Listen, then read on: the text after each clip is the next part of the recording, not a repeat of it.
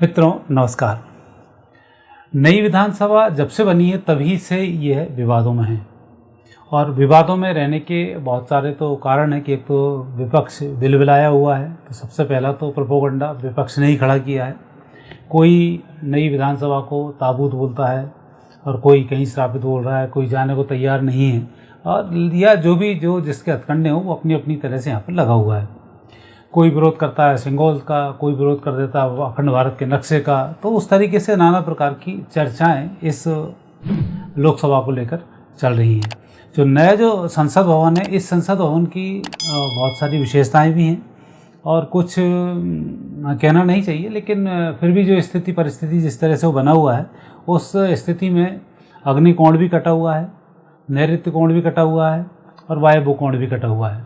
और जब किसी संस्थान में कोई कोने कटे हों तो उसके नेगेटिव परिणाम प्राप्त जरूर होते हैं और वो स्थिति रहती है। हालांकि ये कहा गया है कि इसको अग्निकोण में इसलिए बनाया गया है ताकि हमारे यहाँ एक ऊर्जाएँ बनी रहें और सारी चीज़ें बहुत अच्छे से होती रहें। लोकसभा और राज्यसभा दोनों के सदन हाल को देखा जाए तो जहाँ आसंदी हैं वहाँ लोकसभा में उनका जो फेस है वो सामान्यतः उत्तर दिशा की तरफ है। वो जितने लोग बैठेंगे वो दक्षिण दिशा की तरफ मुँह करके बैठेंगे। तो निश्चित रूप से जब आप दक्षिण दिशा की तरफ मुँह करके बैठते हैं और चिंतन करते हैं तो उसके नेगेटिव परिणाम ज़्यादा आते हैं, पॉजिटिव उसके कम आते हैं। और दूसरा, राज्यसभा अवश्य ही एक सुखमय स्थिति को दर्शाता है, लेकिन यहाँ जो राज्यसभा अध्यक्ष होंगे इनके लिए परेशानी का कारण बन सकती है। तो वास्तु अनुसार कुछ जो दोष हैं उनकी चर्चा हमें इसलिए नहीं करना चाहिए क्योंकि अभी तो समय ही ओपनिंग का हुआ है। तो ऐसे समय में नेगेटिव चर्चाएं करने का कोई मतलब होता नहीं है, तो इसलिए हम उसकी चर्चा आपसे नहीं करेंगे। लेकिन इसमें कुछ आध्यात्मिक दृष्टि से यदि बात करें तो बहुत सारी पॉजिटिव बातें निकल कर सामने आती हैं। जैसे सेंगोल की हम बात करें तो सेंगोल ये एक ऐसा चिन्ह है जिसके बारे में आपने पढ़ तो सब लिखा हो, किस राजा के यहाँ से आया, कैसे आया, यहाँ कैसे पहुँचा, उसकी जानकारी आपको पूरी होगी। पर मैं इसमें ये बताना चाहता हूँ कि जब भी सृष्टि में कोई भी अवतार होता है, कोई भी सृष्टि में आता है तो भगवान शिव की आराधना किए बिना वो नहीं रह सकता है। जैसे हम इस सेंगोल की बात करें, ये दंड भी हमारे कहा जाता है और शंकराचार्य भी एक अपने हाथ में लेकर चलते हैं। भगवान शिव ने आप देखा हो साधना करते हैं, उनके नीचे लगा होता है। तो ये एक बहुत बड़ा सिंबल है जो शिव संप्रदाय के लिए है। और जब चाहे राम आए हों, चाहे कृष्ण आए हों, चाहे किसी भगवान का अवतार हुआ हो, उन्होंने भगवान शंकर की आराधना की है। और इस मृत्यु लोक में आने के बाद भगवान शंकर की जो आराधना होती है उसके बाद ही आप मृत्यु लोक में पार पाते हैं, क्योंकि मृत्यु लोक में महाकालेश्वर हैं। 3 भगवान शंकर का विशेष महत्व है। जैसे मृत्यु लोक जिसको हम पृथ्वी लोक बोलते हैं, इसमें महाकालेश्वर का विशेष महत्व है। पाताल लोक की बात करें, वहाँ पर हाटकेश्वर का विशेष महत्व है, जिसकी साधना नागलोक के लोग करते हैं। और स्वर्ग में तारकेश्वर भगवान हैं, उनका जो पूजन विधान है वो देवता लोग करते हैं। तो इस 3 जगह जब भी कोई जाएगा, जब भी कोई अवतार लेगा तो इन तीनों भगवानों की आराधना अवश्य करेगा।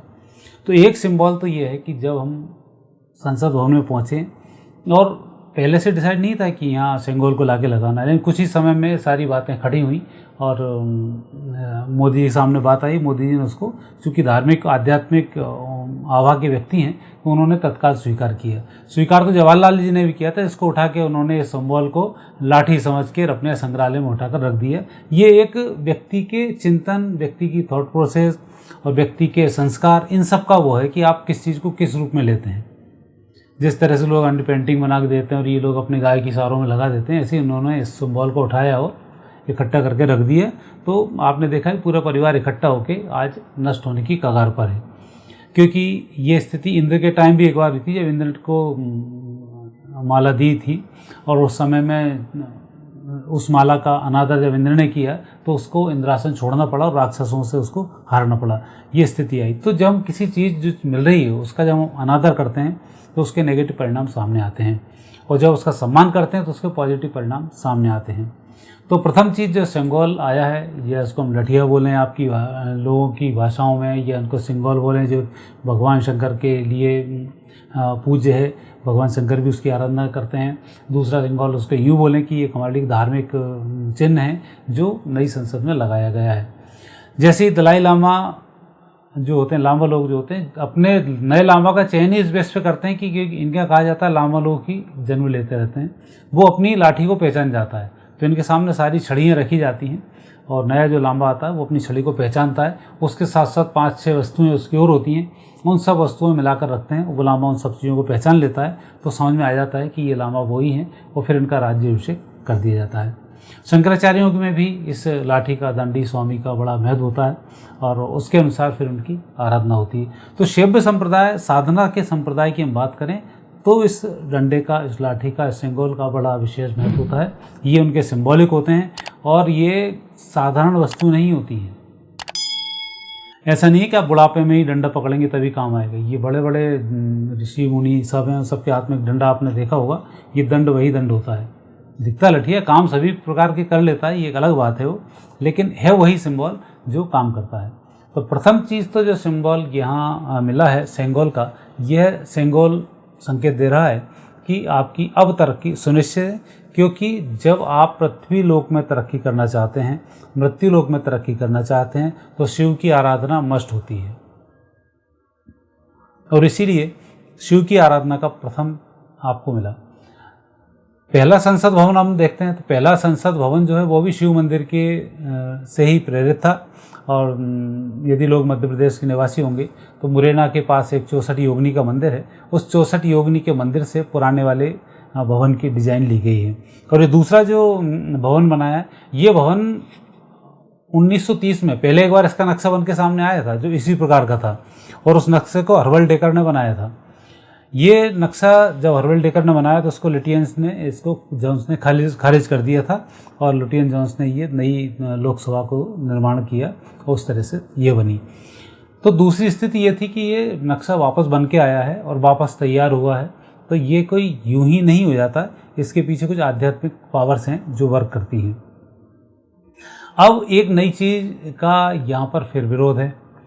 वो विरोध है कि यहाँ पर जो नक्शा लगाया हुआ है अखंड भारत का नक्शा है।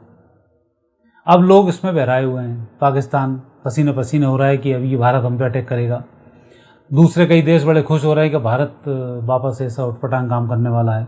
भारतीय विपक्ष भी उचक कर सामने आ रहा है कि भारत ने ये दूसरे देशों को अपने इसमें शामिल किया और ये इस तरीके की हरकतें उनकी आए दिन आप अखबारों में पढ़ रहे होंगे। लेकिन मैं इस बात पर नहीं जाऊँगा। मैं आपसे एक बात शेयर करना चाहता हूँ कि जब हम किसी तरक्की को कर रहे होते हैं तब यदि हम किसी अच्छे काउंसलर के पास जाएं और कुछ ऐसे लोगों के पास जाएं, आध्यात्मिक शक्ति वालों के पास, तो हमसे वो बोलते हैं कि आप एक गोल फिक्स करो, उसके अनुसार आप जीना शुरू करो, आपको लाभ मिल जाएगा।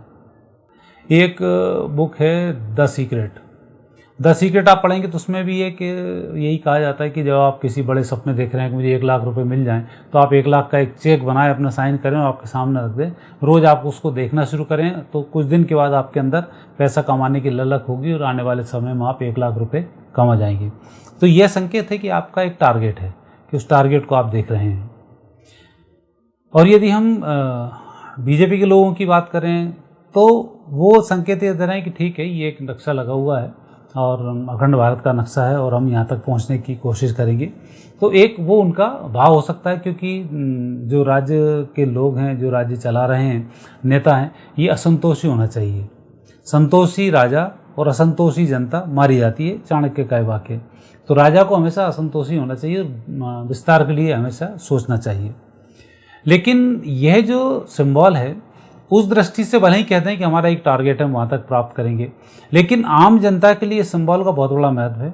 क्योंकि हम जब भी चिंतन करें, खाली भारतवर्ष का चिंतन ना करें। जैसे जैसे सिकुड़ता जा रहा है, आज इतना बड़ा भारत था, छोटा सा हो गया, हम छोटे से चिंतन करने में लगे हुए हैं, या हमारे माइंड को ही इस तरीके से सेट करवा दिया गया है नेताओं के द्वारा कि हम उससे ज़्यादा सोचें ही ना।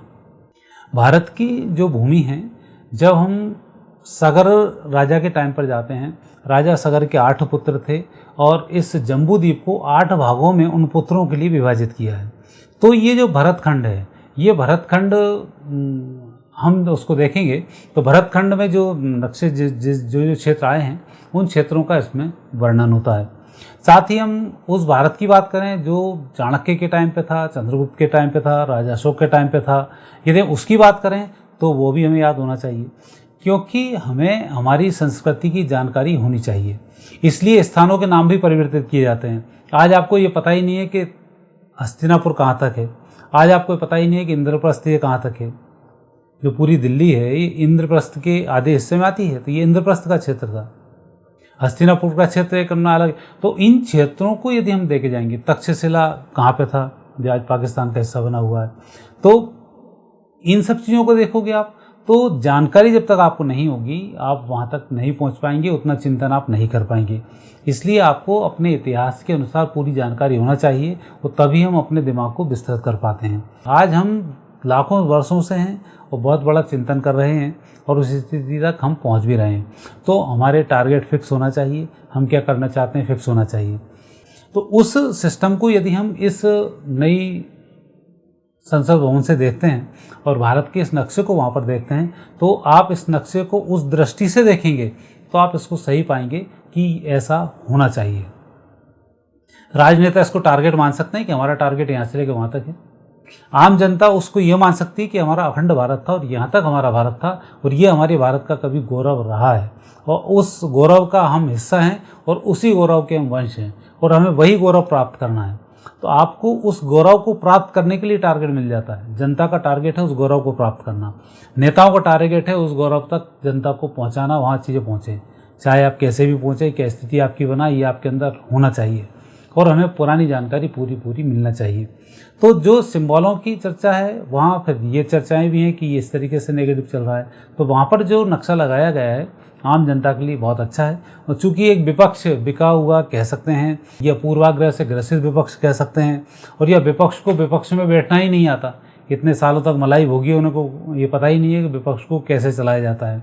और यह यूँ कहें कि आप मुझे मूर्ख समझें, विपक्ष बहुत समझदार है, तो समझदारी का परिचय भी तब दिया जाता है जबकि संसद चल रही हो और आप वहाँ पे पार्टिसिपेट करें। ना आपको बोलना आता, ना आपको समझना आता, ना आपको समझाना आता, और चिल्लाने के लिए बाहर चले आते हैं। केस कोर्ट में गया वो हड़ताल बाहर बैठ कर रहे हैं, तो ये तो समझदारी का लक्षण ही नहीं है। जब बिल पारित हो रहे हैं, केस बन रहे हैं, बात चल रही है, वहाँ से आप उठ के बाहर निकल आएँ, जबकि आपकी नियुक्ति ही जनता ने इस बेस पे की। जब लोकसभा बैठेगी तब आप बैठेंगे और शांति के साथ चर्चा करके हल निकालेंगे, और जनता के लिए सुख सुविधाएं आप उपलब्ध कराएंगे, वहाँ आप उठकर भाग खड़े होते हैं। तो ये समझदारी का परिचय तो मुझे दिखता है इसमें नहीं आता है। तो यहाँ फिर विपक्ष मात खा जाता है। एक विपक्ष बोलता है ताबूत की तरह इसका नक्शा बना हुआ है, वो ताबूत से उसकी तुलना कर देता है। तो किसी व्यक्ति को अब ये सोचना चाहिए, ताबूत यदि है तो अंदर लाशें जो पड़ी हैं वो तुम ही लाश पड़े हो। जिस सांसद महोदय एक मंत्री पुराने थे, मुख्यमंत्री भी रह चुके हैं, उनने ताबूत से इसकी तुलना की, तो तुम्हारा बेटा ही जाके वहाँ बैठने वाला, तुम ही वहाँ बैठने वाले हो, तो एक मरे हुए हिस्से तुम खुद ही बन जाओगे। मतलब कहाँ बैठने वाले हो ये आपकी सोच के ऊपर डिपेंड करता है कि आप सोच कहाँ जाती है। उसके बाद इसके जिस तरह से इसका निर्माण किया गया, जिस तारीख को इसका निर्माण किया गया, आने वाला जो समय संकेत देता है, यह समय संकेत दे रहा है भारत के विश्व गुरु बनने का।